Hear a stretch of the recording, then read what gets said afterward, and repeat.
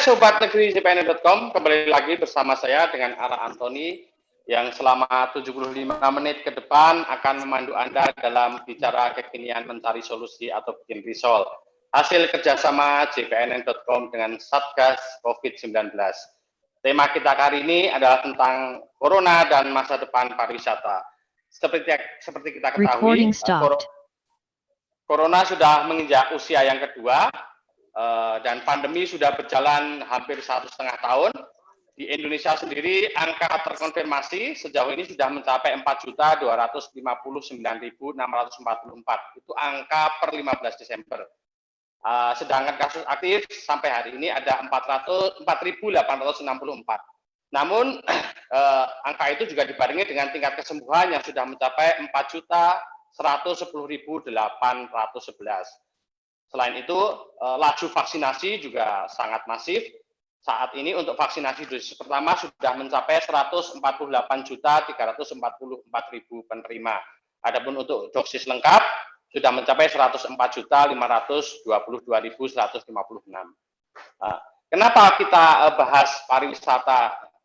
Tema pariwisata kita angkat dalam diskusi kali ini karena memang salah satu industri yang punya sustainabilitas tinggi itu adalah pariwisata. Namun sayang pandemi telah membuat pariwisata, semua sektor terganggu termasuk pariwisata. Kita Indonesia punya berbagai daerah tujuan wisata, salah satunya Bali dan daerah-daerah lainnya yang menjadi andalan. Nah, selama pandemi ini Pak Menteri Pariwisata dan Ekonomi Kreatif, Pak Sandiaga Uno sekitar Juli lalu meluncurkan Work from Bali yang kemudian diperluas dengan Work from Borobudur. Pandemi juga membuat orang punya bagaimana menikmati berwisata ini dengan pola baru, mesti ada staycation, macam-macam. Tapi kita akan bahas bagaimana pariwisata ke depan, karena pandemi sudah berjalan 2 tahun, COVID sudah berjalan 2 tahun, punya turunan-turunan banyak, mulai dari Alpha, Beta, Lambda, sampai Delta, sampai yang sekarang Omikron yang sangat ditetapkan. Oleh karena itu, kita akan bahas masalah itu dengan pembicara yang semuanya berkompeten. Sudah hadir bersama kita Bapak Menteri Pariwisata dan Ekonomi Kreatif Indonesia Sandiaga Uno yang akan membuka acara diskusi kita. Selamat sore Pak Sandi, Assalamualaikum. Waalaikumsalam warahmatullahi wabarakatuh. Om Swastiastu. Pak Ari, Pak Ara, gimana Terima kabarnya? Kasih, Pak. Alhamdulillah sehat semua. Mohon maaf mengganggu kesibukannya untuk bergabung dengan kami. Yang kedua, sama sekali tidak. Terima kasih. Kita Pak Sandi selalu support, masuk support di kampung halaman saya ketika bikin Work from Borobudur itu. Makasih Pak Menteri. Yang kedua ada sebenarnya ada Bupati Badung yang akan berupaya bergabung dengan kita, tapi beliau masih menemani Pak Wapres yang kebetulan juga berada di Bali. Tapi ada pembicara lain yang juga berkompeten. Beliau adalah pelaksana tugas Kepala Dinas Pariwisata Bali, Bapak Cok Bagus Pemayun. Sugeng Santen, selamat sore Pak Cok. Selamat sore menjelang malam di Bali, Pak. Oh, sudah. Terima kasih waktunya Pak Cok. Kemudian ada Sekretaris Jenderal Perhimpunan Hotel dan Restoran Indonesia, Bapak Maulana Yusran. Selamat sore Pak Maulana. Selamat sore, Pak Ara, Pak Menteri. Kemudian yang terakhir ada pelaksana tugas Asosiasi Perusahaan Perjalanan Wisata DKI, Bapak Novel Saleh Hilabi. Selamat sore, Assalamualaikum Mas Novel. Siap, salam. Sore Mas, terima kasih. Terima kasih semuanya. Waalaikumsalam. Kita tidak akan berpanjang-panjang kata, kita langsung serahkan kepada Pak Menteri Pariwisata dan Ekonomi Kreatif kita, Bapak Sandiaga Uno, untuk menyampaikan opening speech tentang bagaimana Corona dan pariwisata kita ke depan. Silakan Pak Menteri. Terima kasih Mas. Bismillahirrahmanirrahim. Assalamualaikum warahmatullahi wabarakatuh. Salam sejahtera bagi kita semua. Shalom, Om Swastiastu, Namo Buddhaya. Salam kebajikan, salam sehat, salam Indonesia maju penuh semangat. Bersama saya ada Bu Dewi dari Biro Komunikasi Kemenparekraf. Kami sangat berbahagia diundang hadir di jpnn.com pada diskusi dengan tema Corona dan masa depan pariwisata. Pak Bupati Badung yang nanti akan bergabung, Bapak Bagus, PLT Kadispar Pemprov Bali, juga Pak Maulana Yusran, mitra kami, Sekjen PARI, dan sahabat saya ini, seperjuangan Pak Novel Saleh Hilabi, PLT Ketua Asita DKI. Izinkan kami memulai dengan pantun. Orang yang tamat dari perguruan tinggi namanya alumni. Tiap alumni akan lanjut berkarya agar makin sukses lagi. Bapak Ibu hadirin jpnn.com, apa kabarnya hari ini? Baik. Terima kasih sudah mengundang saya di event kali ini. Amin, terima kasih. Terima kasih. Nah, kalau yang ini tanpa Amin, mantap. Betawi. Mbak Pantun kedua ini tidak pakai cakep, tidak pakai gaya Betawi, tapi pantun pariwisata. Pergi ke Bali paling cocok buat liburan. Jangan lupa sempetin buat kulineran. Adaptasi dan inovasi terus kita tingkatkan. Bersama jpnn.com, sektor pariwisata kita bangun. Terima kasih. Yang pertama saya apresiasi JPNN, puji syukur kehadirat Tuhan Yang Maha Kuasa, karena walaupun hari ini kita akhirnya mendengar bahwa Omikron terdeteksi di Jakarta, di Wisma Atlet, tapi kita masih diberi kesehatan dan kekuatan untuk terus berjuang demi kebangkitan pariwisata dan ekonomi kreatif. jpnn.com ini mitra kami dalam memberikan distribusi informasi, di mana walaupun pariwisata ini sudah menggeliat kembali, namun 2021 ini penuh dengan tantangan. Pembatasan perjalanan internasional, kunjungan wisatawan Wisman yang belum kembali. Bagaimana kita juga melihat devisa dan lapangan kerja di sektor pariwisata ini terancam. Kami melihat bahwa Bapak Ibu-Ibu sekalian, bahwa kekuatan kita sekarang adalah di wisatawan domestik. Bagaimana wisatawan Nusantara ini terus kita dorong. Pergerakannya alhamdulillah sudah di atas baseline, jadi di atas pre-pandemi. Dan misalnya kalau kita ambil contoh Bandara Ngurah Rai Bali, di bulan Desember ini sudah beberapa hari menembus angka 13.000 per hari. Dan di bulan November 2021 ada peningkatan sampai 20%, yaitu kedatangan sampai hampir 280.000 penumpang. Dan sebagian besar dari Jakarta, Surabaya, dan Makassar. Kita harus pivot bagaimana pariwisata era baru yang berkualitas, berdaya saing, dan berkelanjutan ini kita bisa hadirkan. Kami, salah satu yang ingin kami dorong adalah kualitas di atas kuantitas. Dengan protokol kesehatan yang ketat dan disiplin, saya berkunjung ke 50 desa wisata di seluruh Indonesia. Dan sebagian ada yang di Bali juga, desa-desa kelas dunia. Dan ternyata berdasarkan data yang kita himpun, kunjungan ke desa wisata naik 30%. Ini karena dukungan dari para pengelola desa adat, juga pengurus-pengurus desa wisata, ketua Pokdarwis, kepala desa, hingga juga kepala daerah. Mereka semua yakin badai pasti berlalu. Ada beberapa good news yang ingin saya sampaikan selain dari G20 yang akan membawa lebih dari 150 pertemuan kelas kepala negara, kelas menteri untuk 20 ekonomi terbesar juga akan ada di lingkup pariwisata adalah World Tourism Day. Bulan September kita sudah memilih Bali sebagai World Tourism Day venue. UNWTO sudah menetapkan bahwa perayaan Hari Pariwisata Dunia akan dipusatkan di Bali dan kita harapkan antara 5.000 sampai 7.000 peserta yang akan hadir. Walaupun kajian dari beberapa lembaga menyatakan bahwa pariwisata baru akan pulih 2023-2026, tapi kami mengambil satu pendekatan yang sangat pragmatis dan praktis, bahwa stimulus pemulihan ekonomi nasional ini harus menyasar dan mengarah kepada sektor pariwisata dan ekonomi kreatif. Karena sektor ini penyumbang 34 juta lapangan kerja di Indonesia.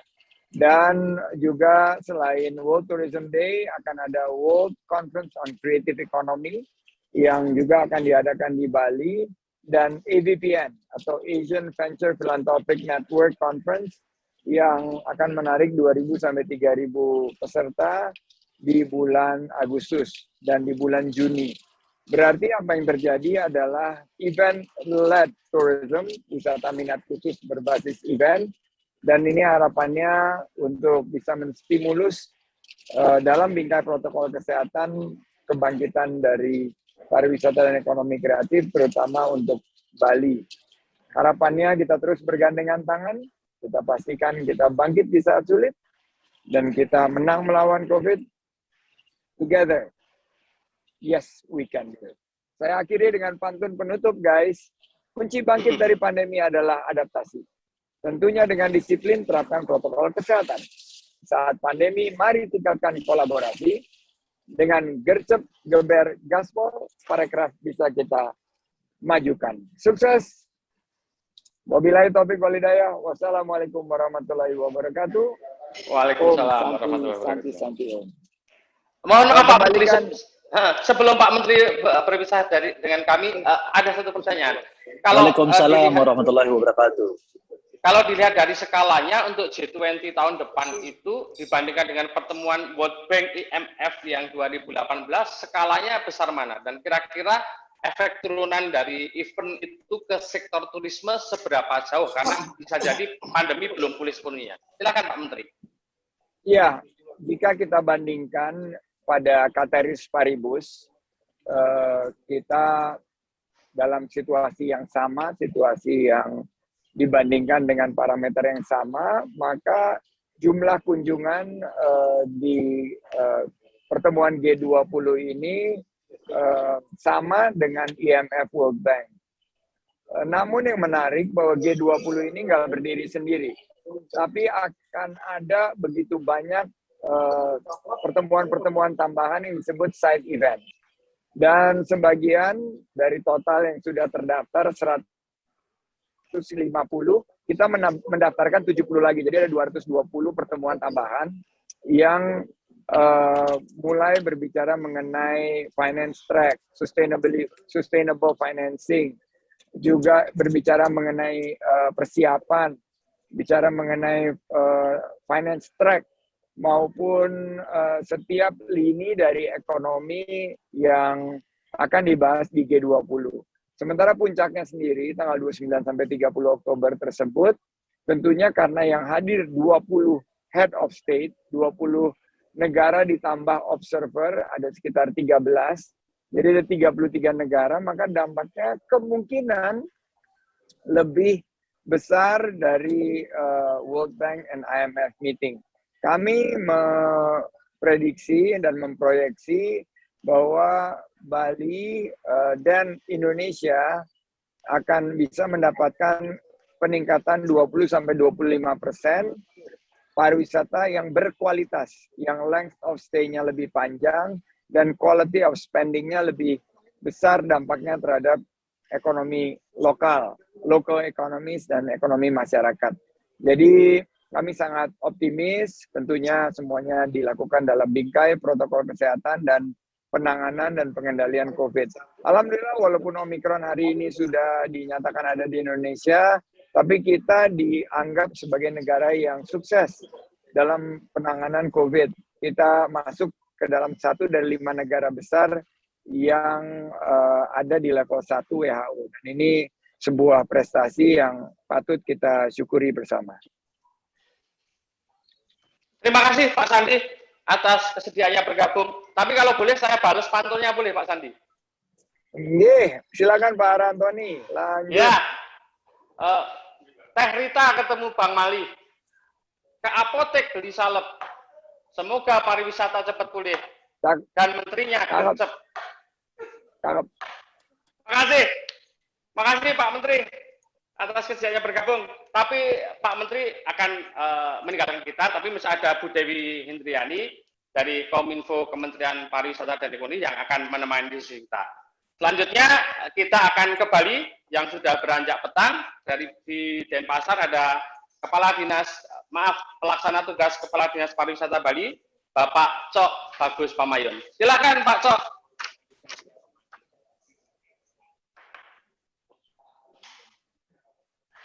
Masih mute? Terima kasih Mas Ara dari Ya, Pak. Salam kenal Pak. Terima kasih. Saya jadi PLT baru tanggal 29 Oktober Pak. November Pak 2000. Sehingga baru praktis baru. Tetapi saya memang berkarir awal di Dinas Pariwisata sama dengan Ibu Dewi Hendriani. Ya, kita harapkan PLT-nya berganti jadi definitif Pak. Baik, kalau kita lihat pariwisata Bali memang sekarang ini akibat pandemi betul-betul menjadi dampaknya menjadi besar sekali bagi kami. Kalau kita lihat jumlah kunjungan wisatawan mancanegara ke Bali sebelum pandemi kurang lebih ada 6,2 juta Pak, 6.275. Itu ada 5 segmen kita, 5 pasar kita, Australia, Tiongkok, India, Inggris, dan Amerika Pak. Itu yang besar-besar. Tentu dengan pandemi ini menimbulkan dampak ekonomi yang sangat parah bagi kami Pak. Masyarakat kehilangan pekerjaan, pendapatan kami menurun Pak. Kalau dilihat dari jumlah kunjungannya menurun hampir 83,26% Pak. PAD kami lihat dari penurunan PHL rata-rata penurunannya 71,35%. Dan nampak juga yang lain dari pertumbuhan ekonomi kami di Provinsi Bali akibat pandemi ini adalah kalau dilihat dari akumulasi dari tahun 2020 itu terkontraksi minus 9,31 Pak. Minus 9,31. Tetapi kalau kita lihat dari triwulan 3 dan 4 tahun lalu, triwulan 3 itu minus 12,28. Dan triwulan keempat tahun yang sama 2020 kami terangkat sedikit karena ada Nataru menjadi minus 9,21. Itu kondisi dari dampak ekonomi kami. Tentu multiplier efek dari dampak ini terhadap sektor luas, terhadap bagaimana sektor tenaga kerja juga kami mengalami dampak yang sangat signifikan. Di sini kami sampaikan bahwa tenaga kerja berdasarkan hasil data BPS, tingkat pengangguran terbuka di Bali tahun Agustus sampai 2021 adalah sebesar 5,37%. Sedangkan sebelum pandemi Februari 2020 hanya 125% Pak. 1,25%. Sehingga beberapa data yang kami terima dari BPS adalah mengenai pengangguran karena COVID 48,89%. Sedangkan bukan angkatan kerja, COVID adalah sekitar 33,41%. Itu dampak daripada usaha. Di mana usaha kita, usaha dalam penanggulangi, kami mengacu kepada SE Gubernur Bali nomor 3355 terkait dengan tata kehidupan era baru. Penambahan fasilitas kesehatan, baik itu lab, rumah sakit, dan tenaga medis, ada 43 lab dengan kapasitas hampir 4.172. Yang di mana sampel per hari itu diambil sebesar 4.172 dari 62 rumah sakit. Yang ketiga, kami juga mengeluarkan usaha pemerintah adalah Pergub nomor 10 tahun 2021. Dan juga pemberlakuan pembatasan kegiatan masyarakat mengenai PPKM. Yang terakhir adalah mengenai vaksinasi for herd immunity 70%. Tentu ini merupakan modal kami dalam mempersiapkan penerimaan kunjungan wisatawan dalam bagaimana kita mengimplementasikan CHSE di dunia pariwisata ini. Lihat, lanjut. Di samping itu juga kami ada juga beberapa penegakan hukum terhadap pelanggaran protokol mengenai Pergub tahun 10, Pergub nomor 10 tahun 2021 tidak memakai masker dikenakan denda 1 juta itu waktu itu. Jadi merupakan juga efek jerah juga ini Pak. Selanjutnya ada usaha pemulihan pariwisata. Verifikasi usaha pariwisata terkait dengan CHSE kurang lebih ada 1.137 objek yang kita sudah lakukan. Pembukaan wisatawan domestik ke Bali 31 Juli tahun 2020. Work from Bali Mei 2021. Kebetulan saya ditugas oleh Pak Gubernur pada saat itu untuk presentasi ke kementerian lembaga yang ada di Jakarta agar menerapkan work from Bali lah. Yang berikutnya ada simulasi penanganan wisatawan di Ngurah Rai Airport yang kita lakukan. Vaksinasi pekerja di bidang pariwisata hampir 100%, menyiapkan hotel karantina dan menyiapkan SOP penanganan wisatawan. Itulah usaha-usaha kami yang kita telah lakukan bagaimana untuk dalam rangka untuk pemulihan ekonomi Bali khususnya di bidang pariwisata. Skema penanganan wisatawan mancanegara, garansi mengenai karantina hotel, CAC hotel, dan di mana prosedur penanganan wisatawan itu sendiri bisa kami lihat pada slide yang berikutnya. Jelas dari airport menuju hotel, DTW, jelas kita lakukan sesuai dengan SOP flowchart wisatawan di Bali. Seperti ini kita lakukan.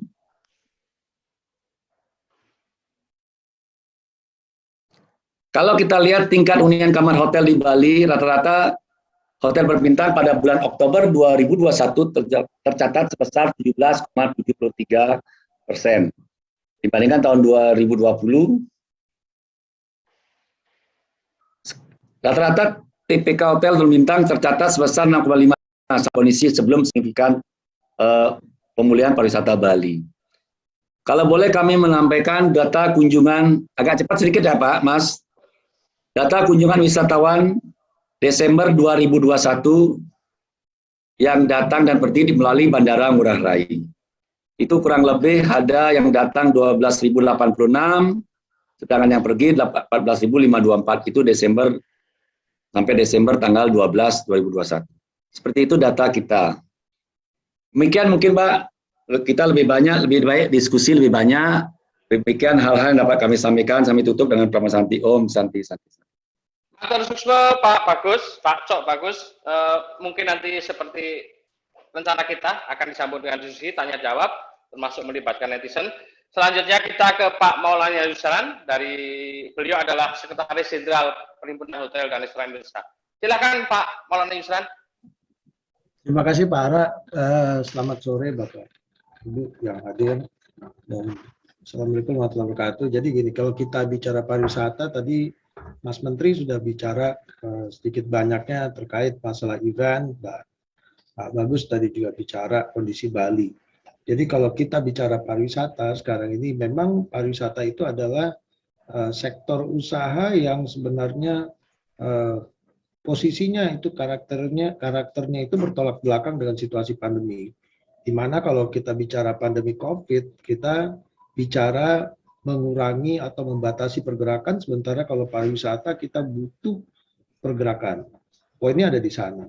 Nah tentu dengan kondisi seperti itu, kondisi COVID atau level PPKM yang level 2 dan 1 saat ini, atau kondisi COVID yang sangat kondusif saat ini, tentu membuahkan pertumbuhan bagi sektor pariwisata. Seperti yang tadi disampaikan Pak Mas Menteri, bagaimana kita tahu Bali yang tadinya sebenarnya kalau kita bicara dari data yaitu nomor 4 terbesar dari sisi jumlah kunjungan domestik misalnya kan gitu, dan juga merupakan kunjungan wisman terbesar sebenarnya, karena kontribusi dari hotel pun sebenarnya kalau dari sisi okupansi kita lihat 70%-nya adalah dari wisman, karena setiap tahun itu paling tidak ada 5-6 juta. Nah ini itu yang membedakan Bali dengan daerah lain. Kalau daerah lain kita bisa bicara hanya fokus kepada domestik, tapi kalau khusus Bali, Bintan, Manado itu agak sulit karena memang mereka adalah segmen market yang harus mereka terima juga dari wisman. Nah ini yang jadi ini poinnya. Kemudian berikutnya yang kita juga harus tahu, apapun yang terjadi saat ini, peningkatan kunjungan dari mulai airport di Bali sampai 13.000 passenger ya yang masuk ke Bali, Tapi dari sisi okupansi mereka masih bergerak paling tinggi itu di 20% saat ini, 18%, 20%. Kenapa? Tadi saya katakan bahwa mereka sangat membutuhkan Wisman. Sebelum Wisman masuk, recovery Bali belum akan terjadi.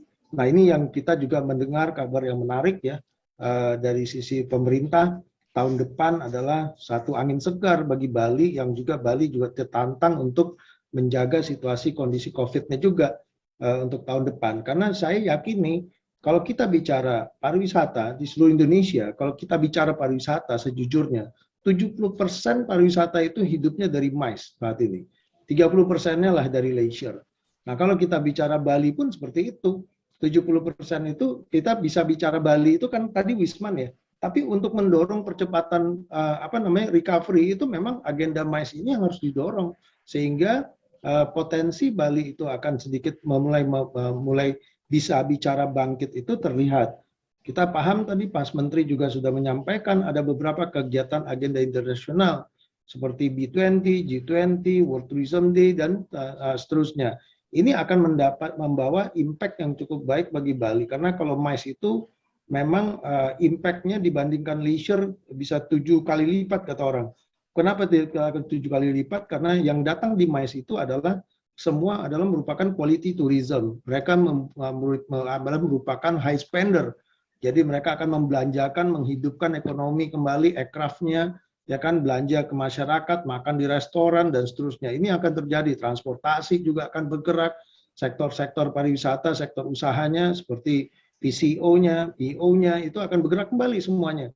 Nah, ini yang dampak yang cukup baik ya. Kami juga berharap pemerintah juga kalau jika bicara pariwisata bangkit itu fokus aja ke MICE. Jika MICE difokuskan, ini akan jauh mempercepat atau membuat situasi pariwisata itu akan lebih baik. Jadi kalau di dalam setiap webinar tuh bicaranya 2023, 2024, kita akan pesimis mendengar itu. Tapi kalau kita bicara MICE seperti yang dilakukan, seperti contoh lah di NT Mandalika itu, kita ada Superbike. Coba terbayang, kemarin saya rapat diminta PHRI menyiapkan berkonsolidasi dengan ITDC menyiapkan 75.000 kamar di NTB. Nah ini Pak Bagus jadi masukan Pak Bagus. Sementara NTB itu cuma punya 12.000 kamar di sana. ITDC di Mandalika cuma 12.500. Otomatis ini akan ada sinergi antara Bali dan NTB, di mana Bali dan NTB itu juga cukup dekat. Inilah bahan-bahan yang juga kita support ya, apa yang disampaikan oleh pemerintah terkait masalah MICE tahun depan untuk Bali. Karena kami berharap memang ini terjadi untuk Bali dan Bintan, Pak Ara. Nah, ini yang poinnya. Nah, kemudian yang juga paling penting juga kita ingat untuk pariwisata dan corona yang kalau judulnya yang diambil. Recording in progress. Kami berharap memang momentum Nataru ini yang juga sudah akan kita hadapi sesegera mungkin, walaupun reservasi itu mungkin tidak terlalu banyak ya, karena transformasi pergerakan orang melalui darat yang lebih besar dan mereka mempunyai ruang untuk last minute reservasi. Namun memang kita harus jaga 3 hal yang paling penting. Pertama adalah masalah vaksin, yang kedua adalah perubahan perilaku terkait masalah prokes, dan yang ketiga penerapan aplikasi Peduli Lindungi. Ini yang sebenarnya selalu kita harus himbau ke kawan-kawan, dan mungkin saya titip juga ke Pak Bagus, Pak Cok ya, itu Bali harus kita jaga supaya tahun depan nggak gagal lagi. Masalahnya ini kita selalu gagal Bali di tahun ini, beberapa kali kita mau buka ternyata tidak jadi ya.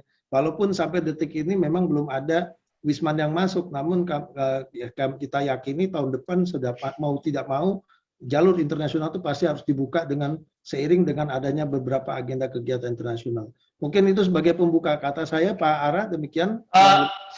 Sebelum ke Mas Novel, Pak Maulana, ada yang menarik mungkin kalau itu dari sisi hotel. Kalau dari sisi restoran, Pak, kalau di Jakarta tempat-tempat kuliner itu ya bisa dengan melalui aplikasi ojek online semacamnya.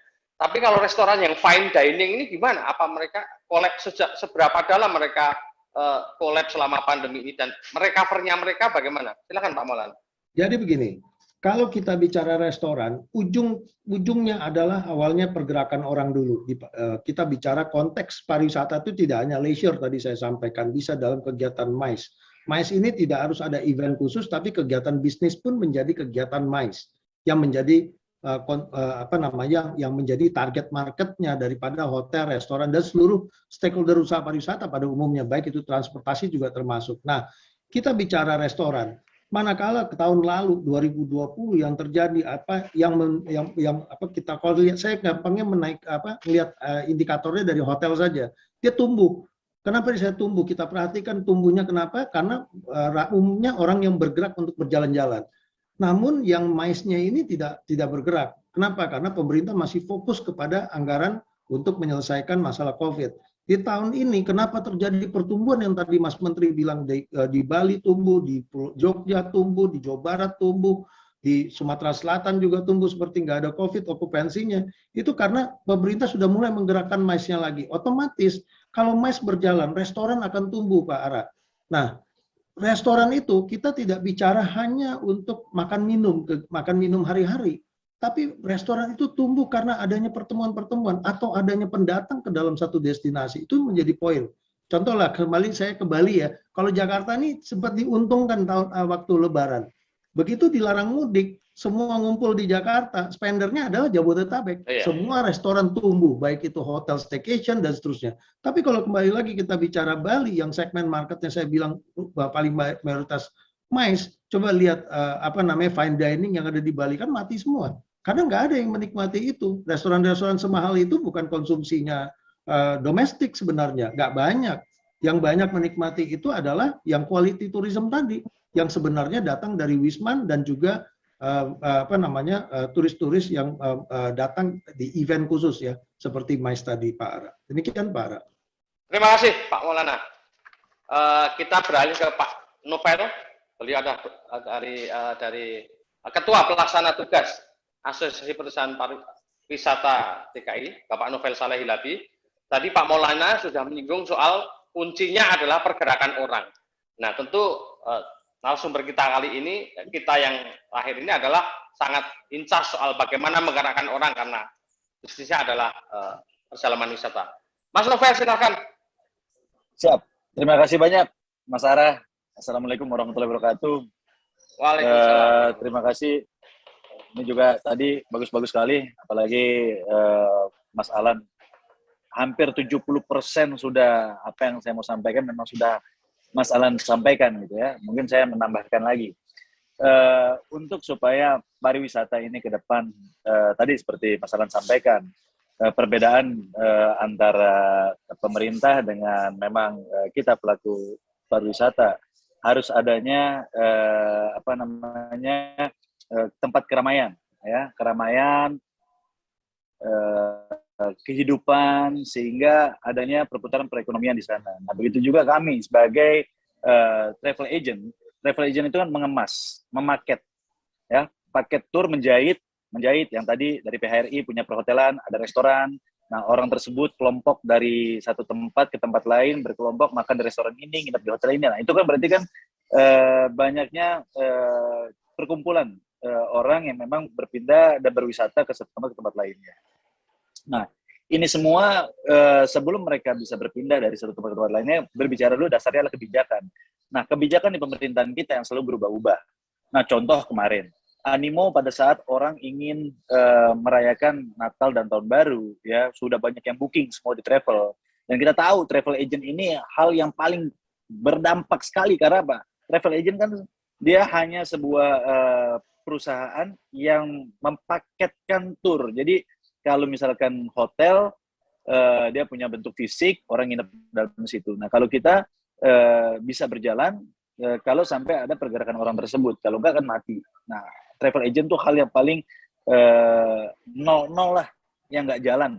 Karena apa? Umroh ditutup, ya, pergerakan keluar negeri sulit, ke dalam negeri sulit, gitu ya. Nah, kebijakan kemarin yang kita bisa travel mendapatkan angin segar, tapi tiba-tiba kandas berbicara Natal dan Tahun Baru PPKM. Sempat seperti itu. Nah, yang tadinya sudah booking dari jauh-jauh hari, mereka sudah DP, mereka sudah semua, tiba-tiba di pemerintah menyatakan PPKM, terus akhirnya dibatalkan. Yang tadinya udah booking, yang udah bayar, akhirnya mereka merefund. Nah, begitu mereka udah refund, beberapa hari kemudian tiba-tiba dibatalkan PPKM-nya, dilanjutkan. Nah, ini kan hal-hal yang memang akhirnya tadi ekonominya bisa membaik, tiba-tiba karena kebijakan yang tidak konsisten, akhirnya memburuk lagi. Kenapa? Nah, proses refund itu kan perlu waktu. Yang mereka tadinya sudah booking, udah bayar, terus nggak jadi, mereka refund. Nah, terus kalau mereka mau lanjutkan lagi udah nggak bisa. Nah, ini proses ini, kebijakan ini nih, pemerintah juga harus mengerti. Pada saat melontarkan satu kebijakan, nah di situ ada proses-proses yang tidak seperti membalikan tangan gitu ya. Sehingga tadinya ekonominya mau meningkat pesat, tapi tidak jadi pesat karena kebijakan yang berubah-ubah. Nah itu kendala-kendala dari tour and travel sendiri ya. Nah terus juga di luar itu juga infrastruktur yang tidak maksimal. Kenapa? Karena di tengah pandemi masih banyak hotel-hotel atau restoran-restoran yang mereka sebelumnya tidak hidup dikarenakan kena dampak corona. Ya, banyak hotel-hotel yang masih tutup. Jadi yang tadinya mereka wisatawan ingin pergi nih domestik ke Bali atau ke wilayah-wilayah lain. Nah, masih ada juga hotel-hotel yang memang belum 100% beroperasi dikarenakan permodalan yang kurang. Nah, ini efek domino. Karena travel itu kan efek dominonya tadi hotelnya harus siap, kendaraannya harus siap gitu ya. Dan lain-lain harus siap. Nah, para pelaku usaha ini, pariwisata ini, nah mereka tidak siap semuanya karena kenapa? Karena ya tadi mereka mengalami di pasca pandemi Covid kemarin, permodalan mereka tergerus. Ya, yang tadi mereka pinjam hutang sama bank, harus bayar bunga bank, yang bunga bank juga sekarang, nah pemerintahnya juga harus konsen. Ya, banyak sekali perbankan juga yang tidak memberikan stimulus atau bantuan kepada pelaku usaha pariwisata secara kesanggupan pariwisata, tapi mereka melihat dari kesanggupan perbankan. Nah ini yang nggak boleh nih, sehingga tidak bisa meningkatkan dunia pariwisata lagi. Karena mereka ini kan untuk menghidupkan kembali perlu modal, menghidupkan restorannya lagi perlu modal, menghidupkan hotelnya lagi perlu modal. Nah ini perlu ada bantuan juga stimulus dari perbankan untuk membantu permodalan di bidang pariwisata. Terus juga merekrut tenaga kerja. Tenaga kerja sendiri begitu yang tadinya dirumahkan atau mau dipanggil kembali, nah otomatis kan berarti kita perlunya ada fresh money ya untuk bisa membuat itu hidup kembali lagi. Nah ini efek domino yang memang harus saling mendukung sehingga si travel agent tadi bisa mendapatkan hotel-hotel yang siap untuk menerima wisatawan tadi. Ya jangan hotel-hotelnya terbatas. Contoh ya.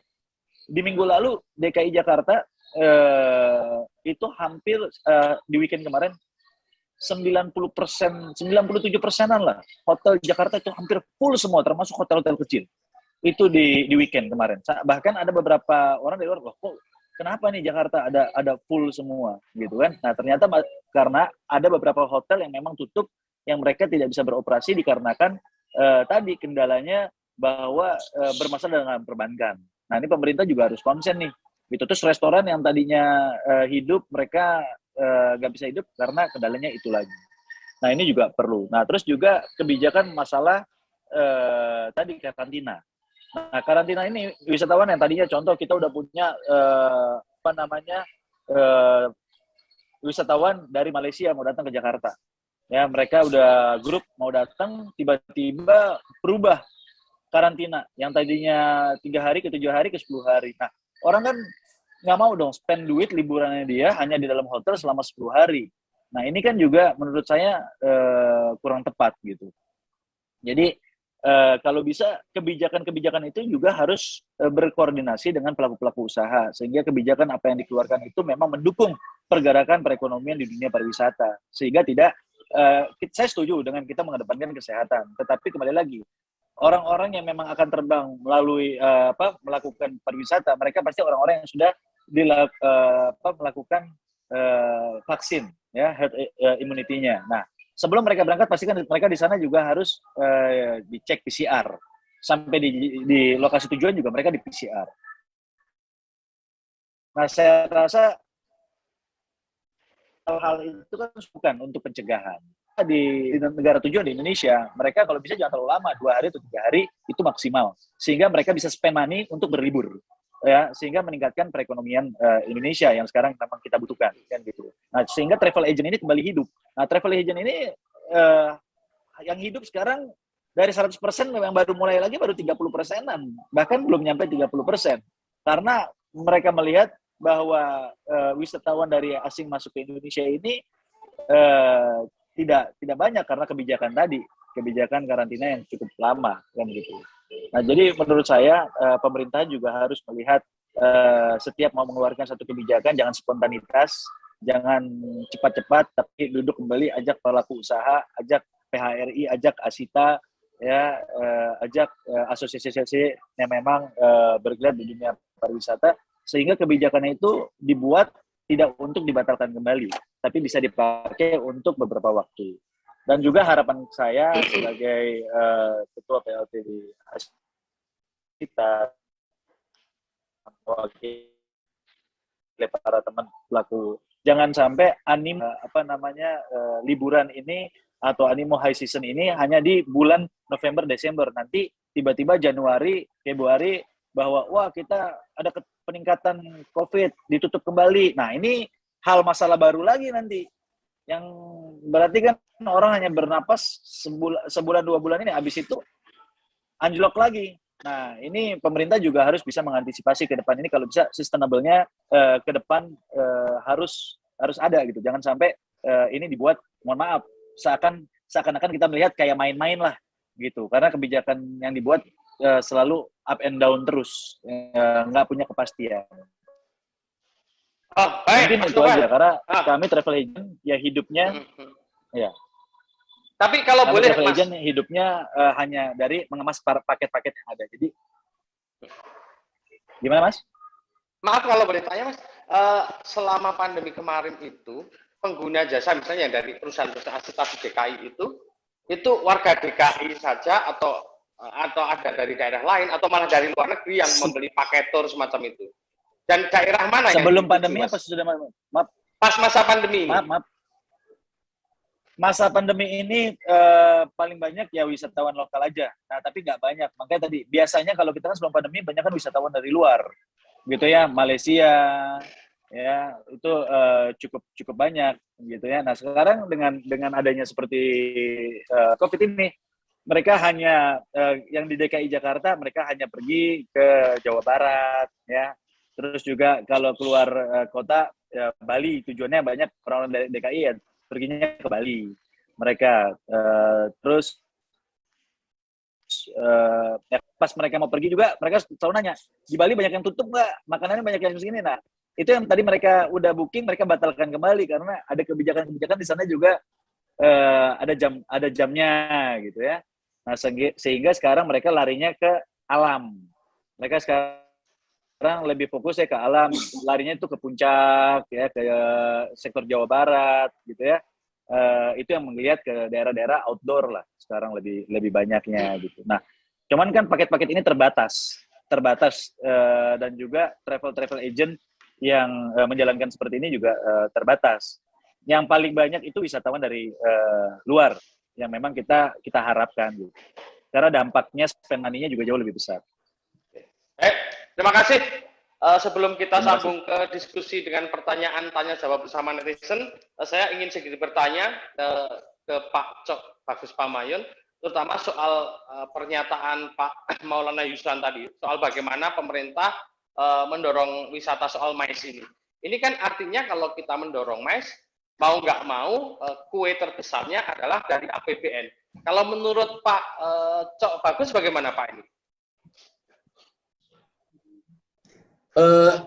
Saya sendiri selaku dari Dinas Pariwisata sangat setuju sekali kalau memang MICE diperbanyak. Jadi kalau memang MICE itu memberikan multiplier effect yang sangat besar terhadap baik itu terhadap yang tadi dikatakan oleh Pak Maulana bahwa tidak hanya cukup untuk menyediakan untuk tempat pertemuan itu aja, tetapi yang semuanya kena, Pak. Jadi saya berharap lebih banyak event-event MICE yang adakan di Bali, sehingga kami berharap bisa menjadi trigger untuk meningkatkan pertumbuhan ekonomi Bali, Pak. Kalau event terbesar untuk MICE terakhir kapan, Pak? Pasca World Bank sama IMF kemarin, yang di Bali yang skalanya agak besar gitu.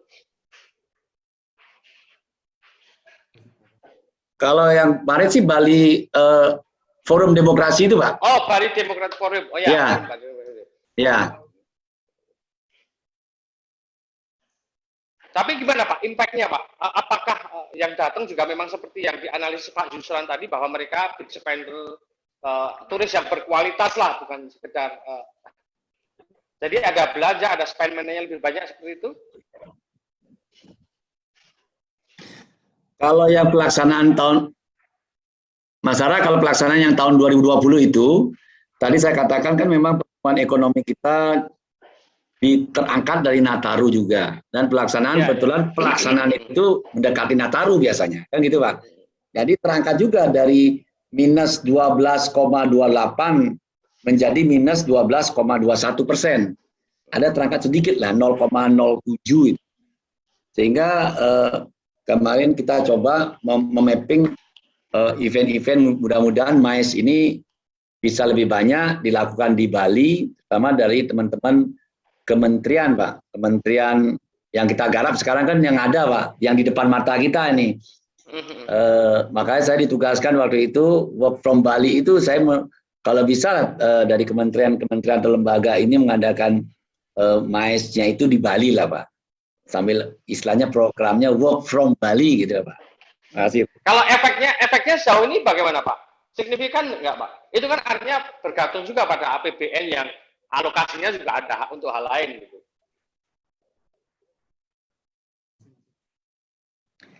Kalau efeknya saya kira mungkin kalau dilihat dari okupansi hotel sampai sekarang kan rata-rata saya tadi sebutkan 17, sekian belum lah Pak. Yeah. Karena memang karena efek MICE sendiri eventnya masih belum banyak di Bali. Kalau dalam kondisi normal biasanya kalau sebelum pandemi itu kita di atas 60% itu dampaknya Pak. Jadi mudah-mudahan semakin banyak pelaksanaan event MICE itu di Bali, minimal mendekati keadaan normal lah Pak. Baik Pak Tok, kita mulai meladeni pertanyaan netizen yang sudah bergabung melalui YouTube. Pertanyaan pertama ke Pak Maulana. Mohon izin Pak Maulana, dari Franciscus Pratama. Apa ada bantuan pemerintah untuk hotel dan restoran yang ambruk karena COVID? Silakan Pak Maulana. Ya, jadi kalau kita bicara bantuan ya, yang paling terbaik pemerintah berikan sepanjang COVID ini adalah hibah pariwisata. Itu yang diterima oleh hotel dan restoran pada tahun 2020 yang lalu. Jadi paling tidak kami bisa merasakan apa yang kita komitkan untuk selalu dipungut pajak hotel dan restoran, dikontribusikan, itu masih bisa kita rasakan dikala kita sulit. Walaupun kalau kita bicara dari sisi nilai, itu mungkin tidak terlalu besar ya dengan dampak yang kami rasakan dalam situasi COVID ini, di mana yang merasakan itu sebenarnya bukan hanya dari pelaku pariwisatanya saja, pelaku usahanya saja, tapi juga tenaga kerja yang serapannya sampai saat ini mungkin masih sekitar 40% itu paling tinggi dengan kondisi yang masih belum menentu. Nah, jadi kondisinya seperti itu. Nah, kemudian yang berikutnya ada berbagai macam sebenarnya stimulus yang diberikan oleh pemerintah, namun itu yang terbesar karena kalau seperti listrik itu sebenarnya kalau kita menilai ya alhamdulillah memang kita terima, tapi kondisinya kita menerimanya dalam kondisi yang sudah telat ya. Sebenarnya waktu itu kita mengharapnya di Maret sampai Juni itu yang dimana kondisi kita sepenuhnya tutup. Nah, ke depan yang kami harapkan sebenarnya kalau ditanya stimulus yang diharapkan, sebenarnya yang kami paling harapkan itu adalah pelonggaran pergerakan seperti yang saat ini terjadi. Karena itu lebih dari segalanya stimulus yang diberikan oleh pemerintah, yaitu kita diberikan ruang untuk pergerakan dengan cost of traveling yang murah seperti ini. Saya katakan kenapa cost of traveling? Karena cost of traveling ini menjadi sesuatu yang penting. Contohnya syarat untuk terbang. Oke lah kalau kita bicara sumber pergerakannya DKI Jakarta, kalau ke 6 jamnya itu kan bisa sampai Jogja dengan jalur darat. Tapi yang kalau mesti ke Bali atau ke Kalimantan, ke Sulawesi, ke Sumatera yang di luar Sumatera Selatan itu kan membutuhkan pesawat. Nah, kalau kita menggunakan pesawat, kalau semuanya harus wajib PCR dengan harga yang cukup signifikan, ini akan berdampak kepada tadi yang kita bicara MICE tadi, Pak Ara, Ya, MICE itu kan juga pemerintah, walaupun itu kegiatan pemerintah, mereka sudah punya DIPA tersendiri untuk melakukan kegiatan dengan anggaran di luar dugaan untuk masalah kegiatan testing tersebut tentu akan menjadi sesuatu yang mengurangi budget mereka sehingga mereka merubah perjalanan itu gitu loh. Nah, kalau sekarang ada pilihan dan harganya juga sudah cukup murah.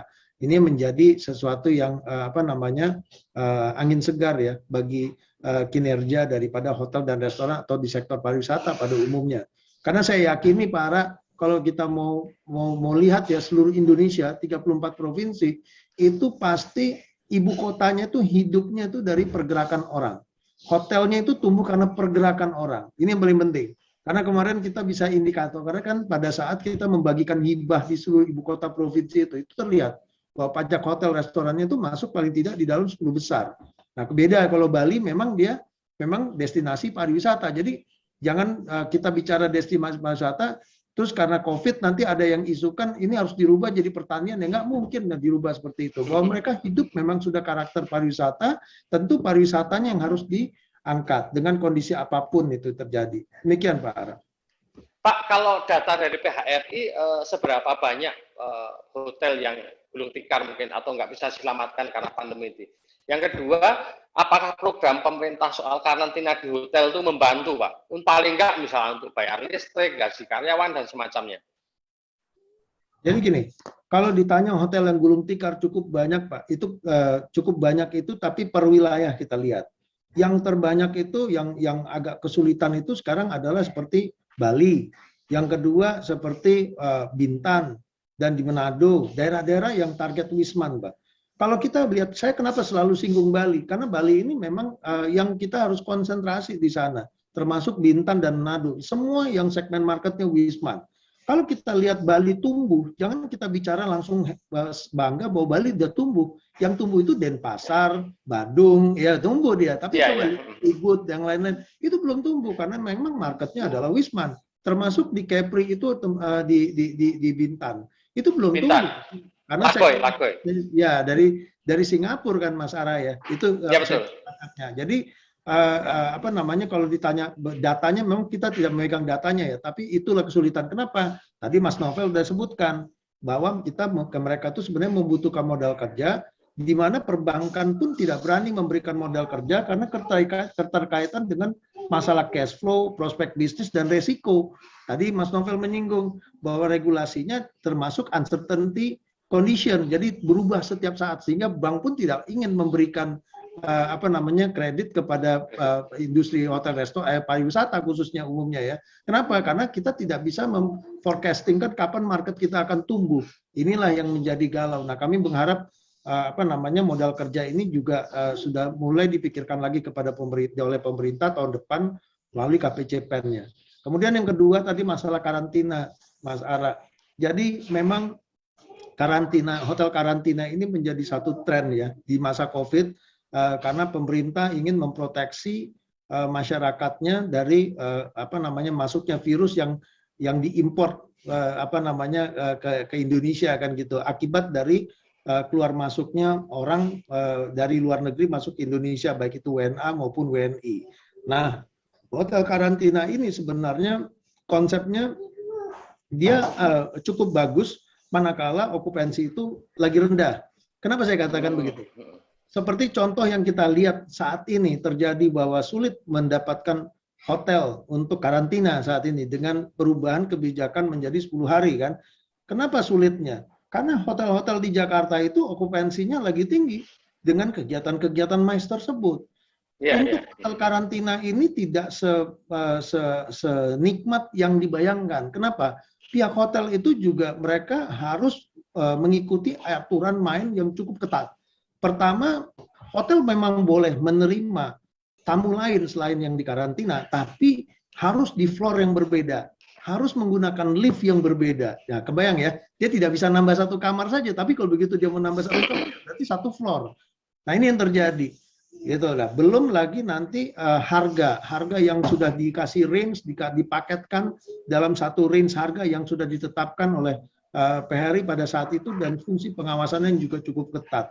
Inilah yang menjadi topik daripada hotel karantina menjadi hot issue itu adalah hotel mahal dan seterusnya. Ya kami memang melihatnya begini, memang saat ini yang namanya hotel karantina itu seharusnya memang pelaku perjalanan yang pergi ke luar negeri mau masuk ke Indonesia, mereka sebelum datang ke Indonesia itu mereka harusnya sudah melakukan reservasi dulu melalui sistem yang sudah kami siapkan melalui The Hots tadi. Nah ini yang terjadi kemarin yang stranded di bandara yang cukup hektik di bandara itu karena 10% dari orang yang masuk itu belum melakukan karantina. Sehingga situasi yang agak kisru karena ada perubahan 3 hari menjadi 10 hari tersebut, ya banyak yang memanfaatkan Pak Ara. Ada yang pakai surat yang langsung keluar tanpa harus karantina dan seterusnya. Itu yang terjadi gitu loh. Sebenarnya ini yang sebenarnya metode yang harus dilakukan itu satu, dan yang kedua, pada saat kita harus menambah jumlah hari, menambah yang paling rumit. Pada saat kita harus menambah jumlah hari, kita harus tidak bisa melakukan secara mendadak. Karena kamar yang tersedia itu sebenarnya untuk 3 hari. Begitu ditambah 10 hari yang tadi udah check out, mereka harus tetap di dalam reservasi yang masuk gitu loh. Ini sebenarnya, tapi nanti setelah tanggal 20 udah aman ini nanti Pak Ara. Sekarang ini kita terpaksa harus bantu dengan berbagai cara supaya tidak terjadi kesemrautan lagi gitu loh. Ini kita diskusikan juga dengan pemerintah. Demikian Pak Ara. Mungkin untuk tanggal 15 yang soal mungkin soal mes yang dibiayai APBN mungkin setelah pasca 15 Desember itu mungkin Pak Bagus juga bisa menyampaikan analisisnya.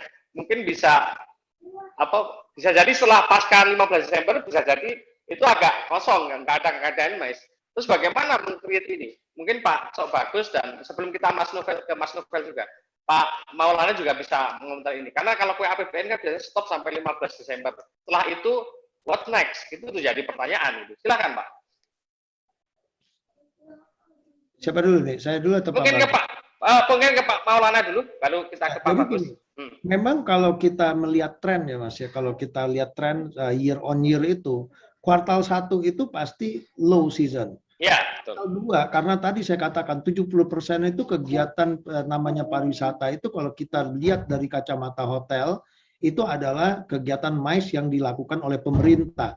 Tentu pencairan anggaran pemerintah baru dimulai kuartal 2, jadi startnya di kuartal 2, kemudian meningkat kuartal 3 dan terakhir kuartal 4. Kenapa kuartal 4 menjadi sesuatu, Mas Ara? Karena kuartal 4 itu pemerintah pun harus menyelesaikan serapan anggarannya. Sehingga kondisinya akan benar-benar mereka melakukan kegiatan di mana-mana. Kemudian yang kedua, setelah kondisi MICE tersebut, ada peralihan di minggu ketiga menjadi leisure, yaitu Nataru. Yang sebenarnya sebelum COVID terjadi, itu kita juga ada cuti bersama, paling tidak kalau kita bicara hotel itu paling tidak ada 5 atau 6 hari mereka peningkatan okupansi cukup signifikan. Khususnya di destinasi pariwisata yang memang memiliki daya tarik tinggi, mereka memiliki okupansi yang di atas 80-90%. Itu yang terjadi dan sudah kembali kepada publish rate. Karena memang mereka memiliki event, tapi itu tidak terjadi semenjak tahun 2020, Mas. Tahun 2020 itu kan ada tadi Mas Novel juga bilang tadi ada seperti contohnya tiba-tiba setelah reservasi dikeluarkan kebijakan PCR. Postpone betul. Demikian, Mbak. Silakan Pak Cok. Bagaimana menyiasati ketika MICE tiba-tiba low karena APBN dikunci tanggal 15 Desember?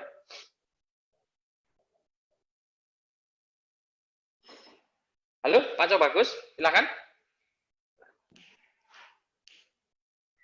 Baik, Mas. Sekarang yang pertama tentu saya berharap tidak ada lagi narasi untuk membatasi kedatangan wisatawan domestik dulu, Pak ya. Yang kedua, saya berharap juga persyaratan masuk ke Bali yang tetap pakai antigen, tidak lagi PCR, karena memang kita yang datang ke Bali kan itu ada yang sudah vaksin lengkap. Dan selama di Bali, dia mengikuti protokol kesehatan seperti yang sudah tertuang dalam regulasi. Itu sih harapan kita, Pak. Karena memang yang kita sasar sekarang yang ada di depan mata kita adalah wisatawan domestik yang sudah nyata-nyata memang yang bisa kita garap. Terima kasih. Kalau penerbangan asing yang ke Bali, Pak? Seberapa banyak? Belum ada, Pak. Belum ada masalah. Masih ditutup. Ya, masih tutup kan. Ya. Jakarta aja pintunya ya. Ya, belum ada masalah. Kemarin memang sempat ada dari Garuda, ada keinginan direct flight dari Haneda menuju Denpasar Cengkareng kembali ke Haneda. Tapi Jadi, lihat perkembangan kemarin di cancel dulu, Pak. Sehingga jadi, kemarin ada harapan kami tetapi tidak jadi. Jadi data kunjungan wisata yang sampai Desember ini mencapai 27.450 datang pergi itu domestik semua, Pak? Domestik semua, Pak, ya. Dari Oke, tiga dari Bandara Ngurah Rai, dari pelabuhan Gilimanuk maupun pelabuhan di Padang Bae, Pak. Ya, terima kasih Pak Cok. Kita ke Mas Novel nih. Ada Aristo Setiawan. Untuk Pak Novel, bagaimana travel agent ini bertahan saat pandemi sebenarnya? Siasat apa untuk bertahan agar tidak gulung tikar? Dan kalau yang gulung tikar itu udah seberapa banyak ini perusahaan perjalanan wisata ini? Atau jangan-jangan Asita ini juga sudah mulai bersaing dengan platform-platform aplikasi? Bagaimana, Mas Novel? Benar sekali. Terima kasih Mas Sarah. Jadi di tengah pandemi ini banyak orang memang yang sekarang sudah tidak memakai jasa travel agent, mereka pakai platform-platform. Nah, kita juga lagi memutasi itu. Bagaimana kita harus mengambil peran semua teman-teman travel agent bisa membuat satu platform bersama. Karena satu platform aja kan kalau bikin mereka satu-satu kan cukup mahal ya biayanya ya. Mahal. Nah, kita lagi membuat satu terobosan, membuat satu apps ya bersama untuk bisa menghidupkan para pelaku travel agent. Jadi kita bisa membuat paket-paket tour bersama sehingga mereka bisa menjualkan paket-paket turnya mereka di apps bersamanya itu. Nah, itu salah satu solusi untuk bisa mereka bertahan hidup ya. Nah, kembali lagi, ini semua perlu bantuan dari pemerintah. Tadi seperti yang Mas Alan tegaskan lagi, bahwa pemerintah harus mau membantu dunia pariwisata di permodalan. Karena dunia pariwisata ini sekarang lagi di tengah, mereka di ujung jurang. Kalau tidak dibantu permodalan, ya mereka tidak akan bisa bangkit, gitu ya. Hanya orang-orang yang masih punya spare modal aja yang bisa bertahan hidup. Tapi mereka yang tidak memiliki spare modal ini yang sebenarnya pemerintah harus membantu. Jangan pemerintah hanya melihat bank itu melihat untung dan ruginya atau risikonya besar dan kecilnya. Tapi kalau mereka membantu pelaku-pelaku usaha yang memang konsisten untuk membesarkan dunia pariwisata, saya yakin di depan sana akan ada satu keuntungan untuk perbankan sendiri, gitu ya. Nah, pemerintah bisa menganalisis pengusaha-pengusaha yang kira-kira bagus untuk bisa dibantu kan gitu. Karena kalau tidak dibantu mereka tidak akan hidup. Nah, travel agent kurang lebih hampir di atas 40% yang tutup.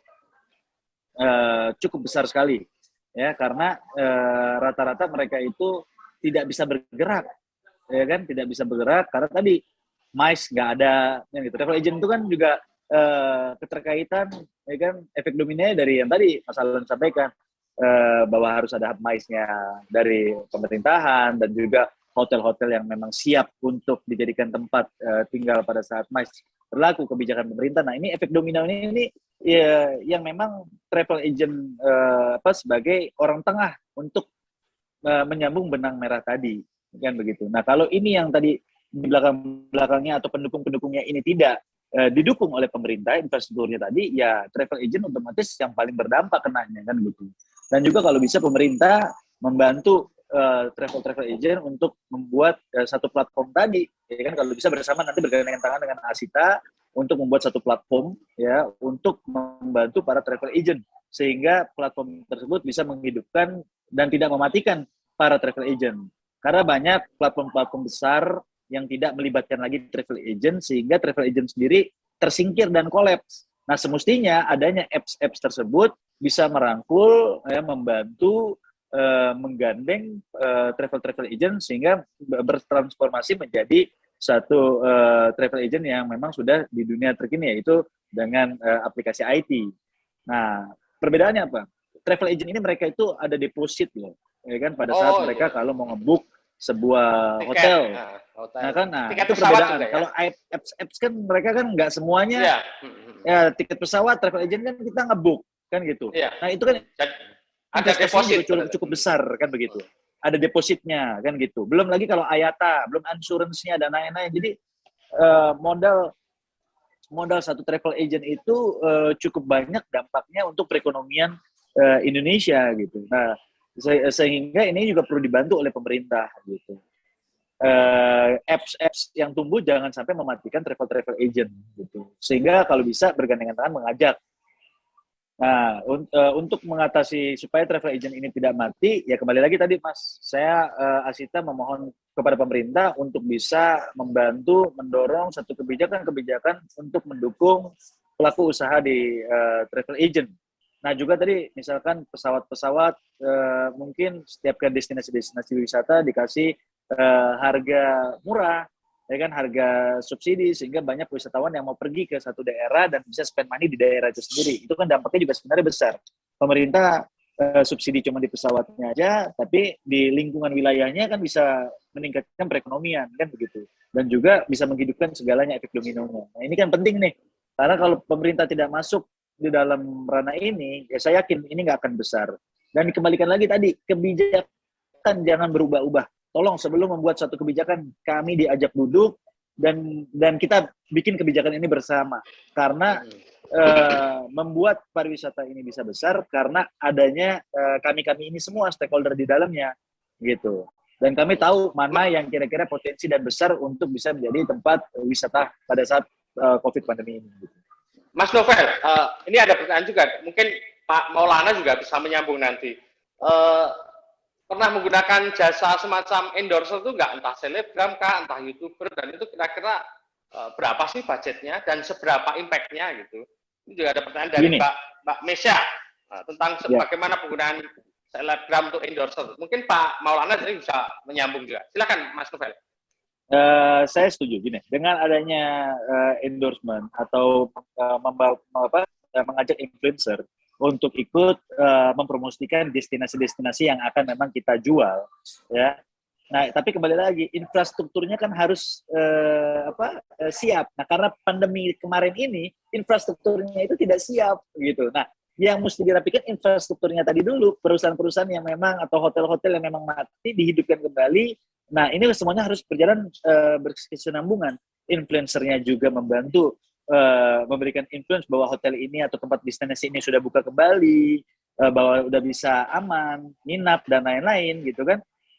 Terus juga hotel-hotel tersebut, restoran tersebut dibantu oleh perbankan, ya kan, penerbangan dibantu oleh pemerintah, sehingga travel agent bisa membuat paket-paket terus ke dalam destinasi itu. Nah, ini akan bisa hidup. Tapi kalau cuma memakai jasa influencer saja tanpa infrastruktur tadi dibangun berkesamaan, ya itu kembali lagi nol, tidak akan ada efek apapun karena infrastruktur tadi tidak terbangun gitu. Nah, itu mungkin dari saya ya. Masalah mungkin bisa menambahkan. Silakan Pak Maulana Yusran tentang penggunaan jasa endorser. Ini Pak Menterinya juga kadang endorse macam-macam. Silakan Pak Maulana. Jadi begini, apapun metode yang digunakan untuk menjadikan satu strategi marketing dalam kita mempromotkan apapun termasuk sektor pariwisata itu adalah hal baik ya. Itu adalah bagian dari upaya untuk menarik segmen market yang ada dari yang dilakukan di endorse tersebut, misalnya melalui sosial media, IG, ya kan, ada Facebook dan WhatsApp dan seterusnya. Itu hal yang menarik. Namun sekali lagi, efektivitas dari melakukan endorsement itu juga kalau kita lihat dari sektor pariwisata terpulang lagi dari kebijakan pemerintah tadi. Jika kita sudah seperti contohnya, saya agak sedikit masuk seperti Mas Menteri mengatakan work from Bali yang lalu. Apakah work from Bali itu efektif? Kan tidak jadi efektif begitu. Karena kan work from Bali terjadi pembatasan kegiatan tersebut. Akhirnya nggak menjadi efektif dia. Bukan kita menentang, tapi itu fakta gitu loh. Nah, yang kedua, juga manakala kita melakukan satu endorsement, misalnya seperti contohnya lah work from Bali kemarin itu ya. Work from Bali, ada work from Bali, ada work from Jogja, ada work from Toba. Sementara yang ditargetkan segmen marketnya adalah ASN. Jumlah ASN itu akan segitu-segitu aja, nggak mungkin bernambah. Beda kalau kita bicara work from Bali yang kita targetkan Wisman, itu bisa berkembang betul. Tapi kalau kita ngambil segmen marketnya Toba, dibawa ke Bali, itu nggak mungkin. Jadi yang tadi saya katakan bahwa yang sebenarnya Bali itu suplainya kalau kita bicara dari sisi okupansi hotel itu 70% itu dari Wisman. Apakah mungkin Wisnusnya kita dorong semua ke Bali? Nggak mungkin. Tapi ada sesuatu yang menjadi mungkin ya, yang sebenarnya mau saya tunjukin dikit nih, Mas Ara, sedikit aja. Silakan. Kalau kita perhatikan, kita ini kelihatan nih, ini yang jadi topik nih, pelancong domestik hobi keluar negeri. Ini sebenarnya ini ada 12 juta sendiri nih. Kalau 12 juta ini ya, dengan cara misalnya contoh lah, sekarang ini di akhir tahun ini dengan naiknya masa karantina itu menjadi 10 hari, orang Indonesia yang WNI yang mau keluar negeri membatalkan perjalanan karena nggak mau dikarantina, dia pergi ke Bali, bisa tergantikan nih semua. Karena ini kan tadi ada 12 juta, 6 jutanya aja bisa dibawa ke Bali, bisa oke nih. Gitu loh. Tapi kalau kita berharap dengan orang-orang di luar 12 juta ini yang masuk ke Bali, itu tidak mungkin. Makanya program itu akan menjadi efektif kalau kita juga bisa melihat, bayangin total spendingnya juga berapa triliun coba dari 12 juta itu. Itu yang menjadi poin sebenarnya bagi kita untuk kita dalam melihat apakah efektif kita membuat program atau tidak. Tapi saya yakinin sektor pariwisata yang semua pelaku usaha yang berbuat di sektor pariwisata itu adalah orang-orang yang memiliki inovasi tinggi. Karena mereka harus beradaptasi, menyesuaikan dengan situasi apapun untuk meng-create event. Mudah menjadikan daya tarik. Seperti sekarang contohnya, dengan kondisi COVID, supply yang cukup besar, harga pun menjadi rendah. Harga rendah ini menjadikan daya tarik tersendiri tanpa kita harus promotekan kepada market. Karena market akan bisa menyesuaikan budget untuk traveling mereka dengan mendapatkan kualitas yang baik, lebih baik di atas itu. Yang mereka tidak mungkin dapatkan itu pada saat mereka pada situasi tidak dalam kondisi COVID. Contohlah ke Bali di akhir tahun bisa dapat kamar 900.000 itu mimpi besar itu sebenarnya. Betul ya Pak Bagus ya? Kalau dulu itu kita sudah masuk compulsory dinnernya dan seterusnya itu pasti ada. Kalau sekarang tidak ada. Nah inilah kesempatan yang men-trigger orang untuk pergi bergerak untuk mengunjungi destinasi pariwisata yang memiliki quality yang cukup baik dianggap menjadi destinasi pariwisata. Demikian Mas Ara. Satu pertanyaan terakhir ini untuk Pak Cok Bagus sebelum kita ke closing statement. Sudah banyak event internasional yang akan digelar di Bali. Yang terakhir kali adalah badminton di Nusa Dua. Kira-kira apa evaluasi soal prokes dalam event bergengsi yang akan digelar di Bali itu, Pak? Terutama apalagi udah terakhir ini udah ada Omikron. Seperti apa nanti Pak penerapan protokol kesehatan seiring dengan bagaimana menggerakkan pariwisata? Silakan Pak Cok Bagus.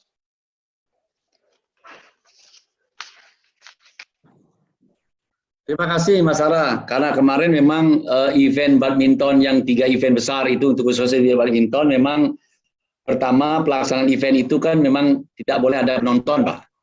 Iya bubble, pakai bubble. Ya. Sehingga memang pesertanya juga terbatas. Kami berharap event-event yang lain yang lebih besar sebenarnya kemarin yang tadi Pak Maulana bilang, apakah memungkinkan yang outbound orang Indonesia yang tadinya berapa Pak? 12 juta itu. Kayak kemarin itu kan bisa kita bawa setengah aja kemari. Atau seperempat 3 juta kan lumayan Pak. Sehingga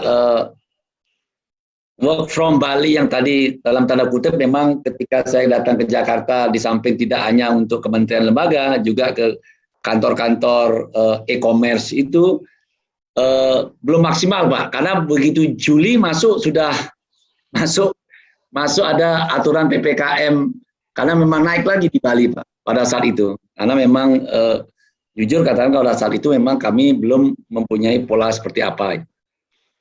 Kami berharap memang ke depan itu memang lebih banyak event Pak, event-event yang diadakan di Bali, terutama ya MICE dalam artian tidak hanya MICE yang untuk dalam skop nasional, tapi kami minta dalam skop internasional sehingga bisa mendongkraklah perekonomian Bali secara umum. Karena memang tadi dikatakan Pak Maulana benar, baru terkonsentrasi di Badung dan Denpasar karena memang itu yang dua wilayah ini yang memiliki fasilitas dan yang paling lebih lengkap lah Pak dibandingkan kabupaten lain.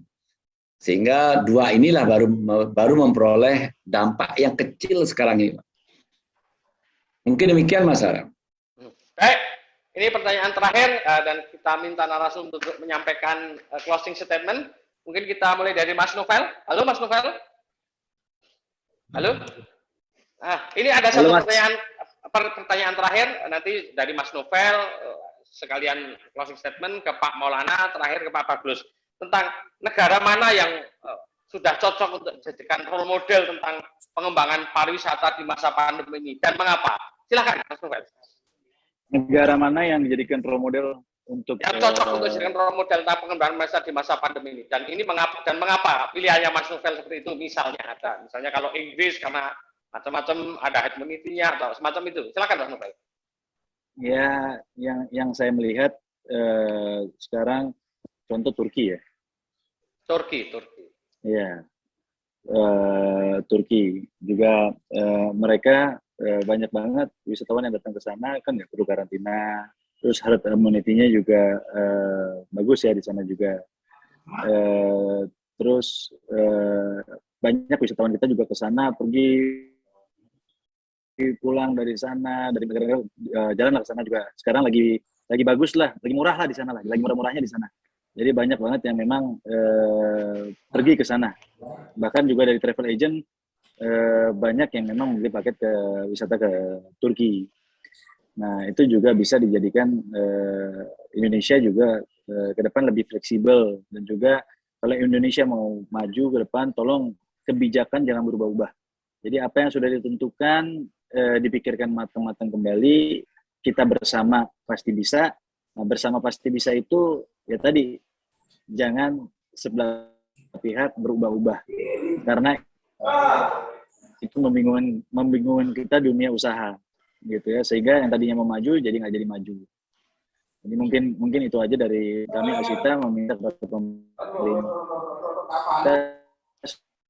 setiap kebijakan dunia wisata kita di Indonesia akan jauh lebih baik dibandingkan negara-negara lain, karena kita dalam mengatasi pandemi cukup sangat baik. Itu aja mungkin dari saya. Terima kasih. Terima kasih Mas Novel. Ke Pak Maulana Yusran, negara mana yang jadi role model dan mengapa? Saya sih sepakat dengan Mas Novel ya. Turki bisa dijadikan role model bagi Indonesia untuk membuka kembali pariwisata. Tapi ada hal yang juga masih menjadi penting bagi kita.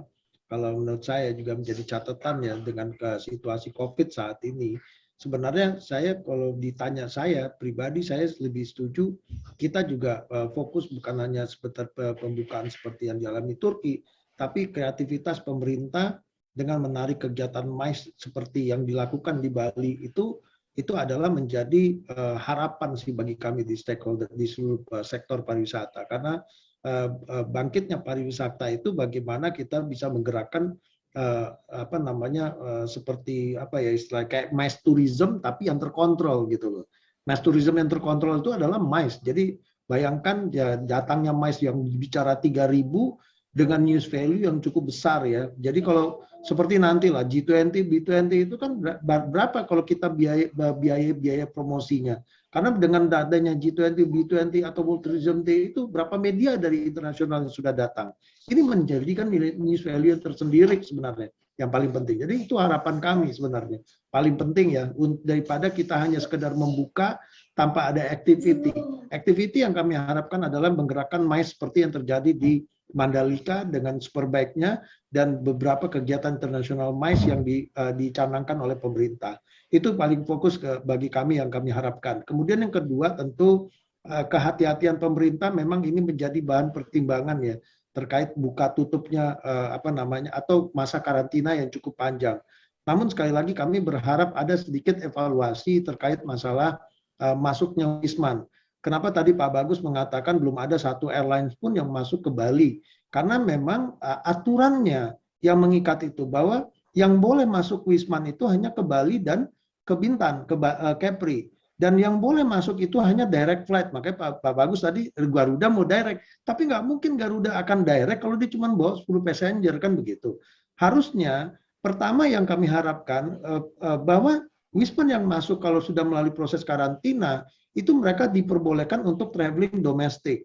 Itu satu hal. Kemudian yang kedua, Wisman bisa masuk dari manapun. Misalnya dari Jakarta, jadi mereka juga bisa langsung ke Bali. Karena Jakarta tumbuh karena adanya travel corridor. Jadi pesawat-pesawat asing memang masuk ke Jakarta. Kenapa Bali nggak tumbuh? Karena Bali tidak pernah dijadikan travel corridor. Itu yang kami harapkan dari dulu. Bagaimana kalau Bali juga bisa dijadikan tempat travel menerima travel corridor. Jadi kalau saya pergi ke luar negeri, saya ditanya, saya mau dikarantina Jakarta apa di Bali? Saya pasti pilih ke Bali. Moodnya udah berbeda, ya kan? Jadi maka itu yang saya maksud. Jadi kemarin saya ditanyakan, apakah Bali siap? Oh siap. Di Bali memiliki 140.000 rooms yang dominasi okupansinya itu adalah dari Wisman. Jadi kalau dikatakan tidak siap itu tidak mungkin, pasti siap dan orang akan berminat seiring dengan target dari beberapa dari holding BUMN yang ingin membuat health tourism kan di Sanur. Nah ini juga bisa digerakkan dengan seiring itu. Jadi kita sudah mesti trial menurut saya bagaimana menjelang nanti tahun depan ini travel corridor pun sudah bisa masuk ke Bali sehingga airlines pun bisa masuk ke Bali dengan ini. Tapi kalau hanya menerima Wisman, saya yakin ini masih akan lama prosesnya untuk ini. Nah terakhir yang terakhir Pak Sarah, yang kami harapkan memang kondisi COVID ini masih tetap akan stabil ya. Kita tidak berharap karena kita punya banyak planning tahun depan dan harapan dari tenaga kerja dan pelaku pariwisata cukup besar tahun depan. Semoga ini bisa terrealisasi dan tidak intinya kami juga harapan kami dan perilaku COVID ini landai. Penerapan prokes ini menjadi penting gitu loh Mas. Di momentum ini di dalam momentum kita diskusi ini kami berharap juga pelaku pariwisata juga konsisten terhadap aplikasi Peduli Lindungi. Demikian Mas Ara, terima kasih. Terima kasih Pak Maulana untuk paparannya dan closing statement-nya yang luar biasa. Pak Cok, silakan untuk negara mana yang cocok dijadikan role model dan closing statement-nya. Terima kasih Mas Sarah. Kami di Bali berharap pertama adalah COVID-19 ini masih tetap landai, Pak. Itu harapan kami. Pertama, seperti sekarang masyarakat itu tidak perlu euforia dengan landai ini, tetap melakukan prokes protokol kesehatan dengan taat ini. Yang kedua, kami juga berharap visa sekarang ini kan visa bisnis Pak yang datang ke Bali, ke Indonesia, ke Bali. Kami berharap ada visa on arrival Pak. Itu satu. Ketiga, kami juga berharap karantina kalau bisa zero Pak. Zero. Dan yang keempat tentu tadi Pak Maulana sudah menyampaikan kalau bisa kita Bali bisa dipakai untuk direct flight itu Pak, membuka sehingga bisa mendorong ya yang dari luar negeri Pak. Ya, karena travel corridor. Kalau travel corridor. Iya, travel corridor karena memang Bali kan penyumbang wisatawan mancanegara 41% Pak dari total yang datang ke Indonesia, sehingga satu-satunya memang cara adalah untuk membuka Bali ini, walaupun memang wisatawan belum ada datang, tapi minimal sudah terbuka ini kan enak Pak.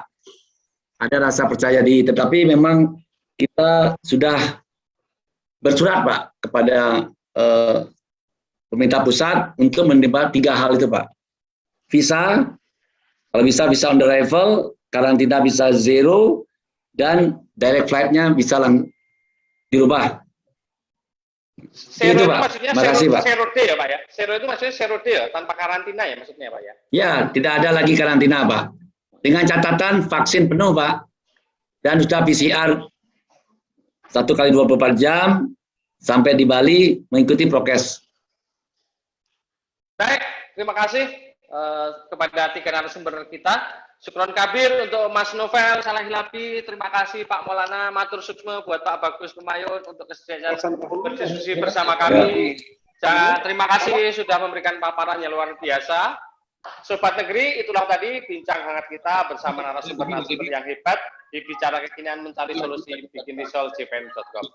Terima kasih untuk semua narasumber kita. Semoga kondisi sektor wisata bisa kembali membaik. Pandemi sirna, pariwisata berjaya. Jangan lupa tetap vaksinasi, tetap patuhi protokol kesehatan. Kita jumpa lagi dalam Bikin Risol selanjutnya. Wassalam, selamat sore.